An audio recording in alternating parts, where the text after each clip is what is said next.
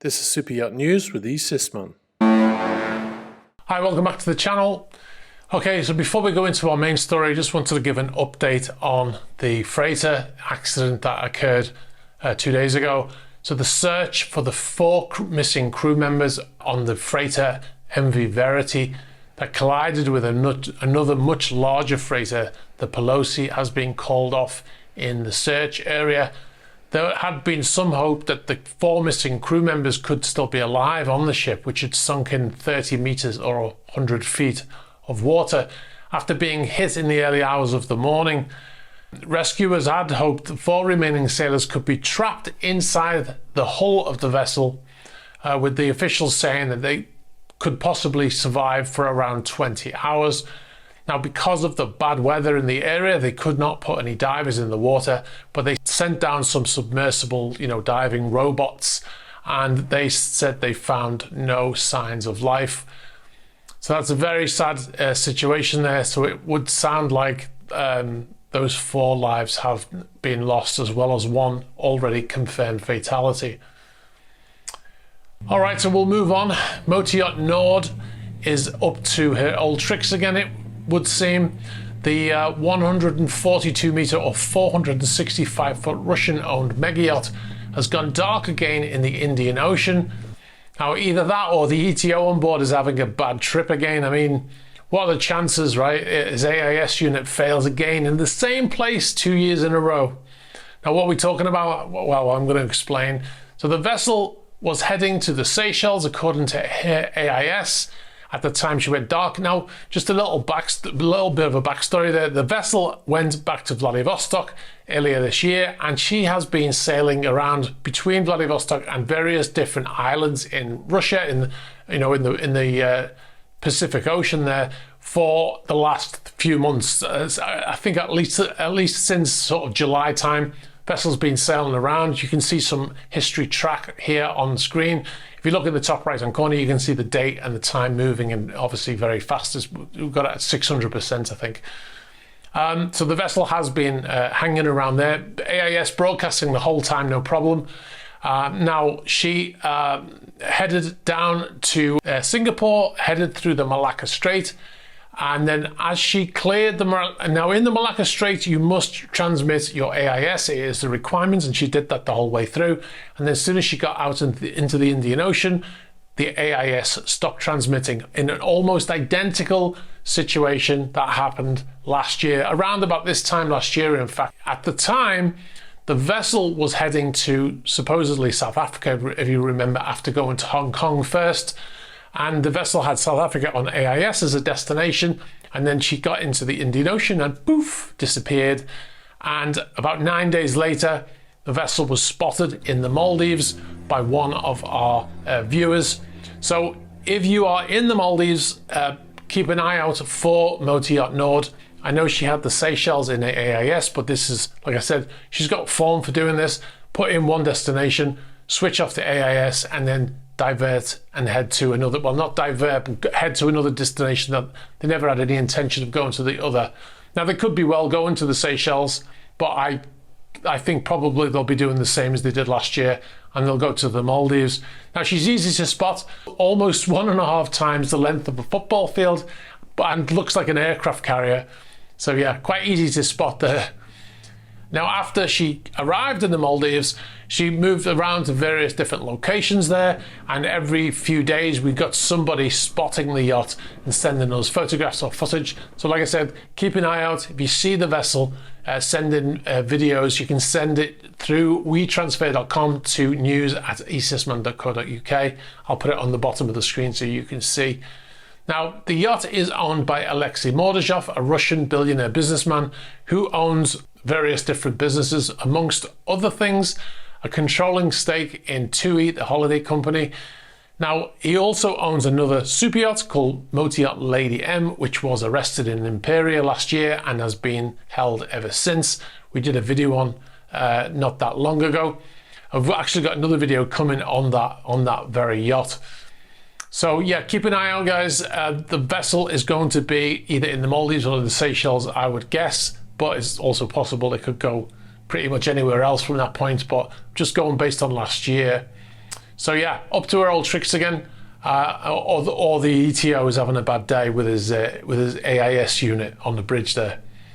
That's tongue-in-cheek, by the way. Okay, we'll move on. Alfa Nero has returned to Antigua. The yacht was spotted leaving Antigua last week. As you can see in the footage here, we got some footage sent in to us by one of our viewers, and the vessel, after doing another smoke out on the quayside there, she left and went to St. Kitts. Now, as we said in the previous, or in a previous video, the yacht was heading there most likely because of an inbound storm into Antigua. The vessel was spotted in St. Kitts. We have some video and still images here of the yacht, and they were sent in by some people who call themselves the East Sistman Sea Dogs, roving yacht spotters from City Centre Yachts. They sent us, there's some details here, some photographs and some video footage. Got some other various footage of the vessel in St. Kitts. And then the vessel also then left and headed back to English Harbour. So the yacht arrived back in English Harbour around 3 o'clock local time on the 23rd of October. So still no update on the fate of the yacht. We're still waiting on that court decision on whether they will return the yacht to the daughter of Andrei Guryev, who now says she owns the yacht and she's owned it all along, even though the vessel was left abandoned in Antigua for over a year, not paying any bills, not paying the crew, not answering questions about who the owner is, even after the government put adverts in the newspapers around the world asking for the owner to come forward. But then when the sanctions were removed by the US on the vessel, then up popped Andrei Guryev's daughter saying that that's my yacht. So yeah, anyway, we'll let you know as soon as we know more on that story.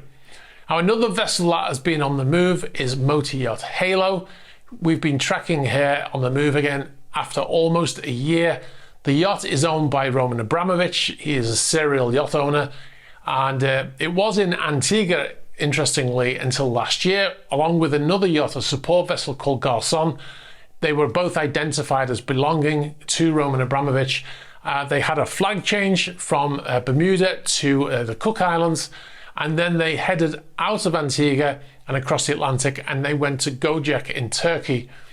Ever since then, Garçon has had her AIS switched off, and we have seen footage of her laid up in Gojek next to Flying Fox and Solaris, Abramovich's other yacht.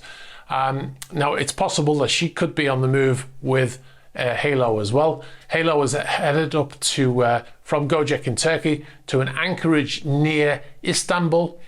So it's possible she might be going into a shipyard there. There's some shipyards there, but it could also be waiting to go through the Bosphorus and into the Black Sea. So we'll let you know when we know more. I want to go back to in a previous episode, in episode 260 of SuperYacht News. We talked about tombstoning and the unfortunate death of a crew member after jumping from a 17-meter high bridge wing on a yacht he was working on. Now, we actually got a lot of criticism in the comment section of that video. I would say that the majority of the comments were normal, responsible comments, and then there was quite a lot of people saying that we were just trying to spoil people's fun by telling people not to jump into the water from 17 meters. Other people also saying that, you know, it wasn't tombstoning because he did a backflip. I don't know what difference that makes.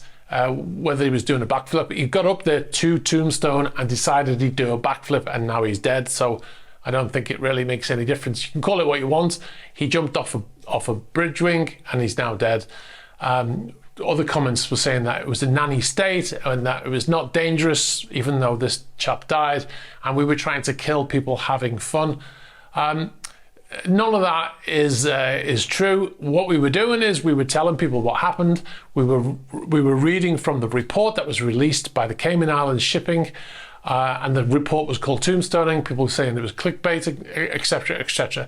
But in actual fact, we were reading a report from the Cayman Islands saying that it was tombstoning, and, you know, call it what you will, people died. We're not trying to stop people from doing it.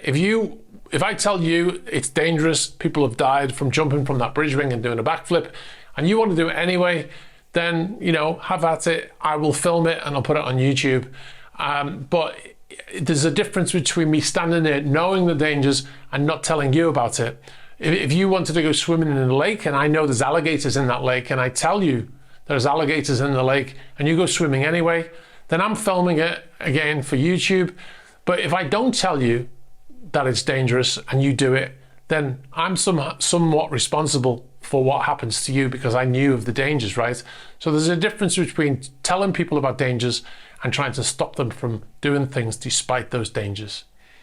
Now, speaking of the brain trust, check out this video.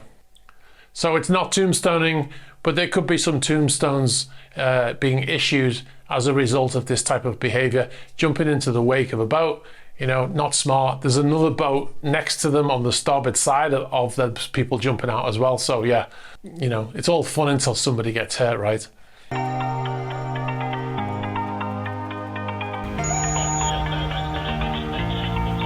What I'm going to be doing in this series of vlogs is recording the journey across the Atlantic. If you want to see a 10-part vlog filmed on board a yacht I was on crossing the Atlantic and beyond, sign up to patreon.com/esysman. You'll find behind the scenes videos and extras not published on YouTube, including behind the scenes videos from our recent trip to Italy, Monaco and France. We also recently made a video showing how we make the Super Yacht News videos, which is, I think, is quite an interesting video, as well as the patron chat series and the patron only Q&A series, where you can ask questions answered in patron-only videos. Now that is coming soon. We've just put out to all of our patrons, asking them to send in questions for the next video. So if you want to get involved in that, please sign up to patreon.com/esysman. This is a motor yacht UV2 Ultraviolet 2. It's a 45 meter. You'd also get early access to YouTube features advert free. There is a new tour video that has been on there for the last couple of days also, and it's not coming to YouTube until I think tomorrow. Don't forget to check out the Super Yacht News as well. We've got all of the goodness of these videos split into smaller videos, but now you will also get the full episode of Super Yacht News is published on that channel as well, so you can get all of your Super Yacht News in one place. All right, if you've got any information about any of the stories here or any other stories, please be sure to get in touch. You can get us through the email address on the screen. You can get us on Instagram, on Facebook Messenger, on Twitter, and on Threema. Be sure to like this video, very important for the algorithm. Hit the subscribe button and hit the bell for future notifications. All right, guys, thanks very much, and I'll catch up with you soon. Bye-bye.